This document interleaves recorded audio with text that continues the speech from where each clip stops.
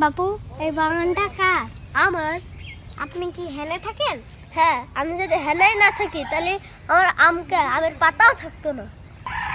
আম কেডা খায়? সরে খাই। পাতা খায় কিরা? ছাগলে। তোর কাছে ছাগল পাতা খায় কিরাম করে? তাই কি, ছোট গাছের পাতাও পাতা, বড় গাছের পাতাও পাতা। এত বড় গাছের পাতা ছাগল খায় কিরাম করে? গাছের থেকে। কি মারছেন কেন?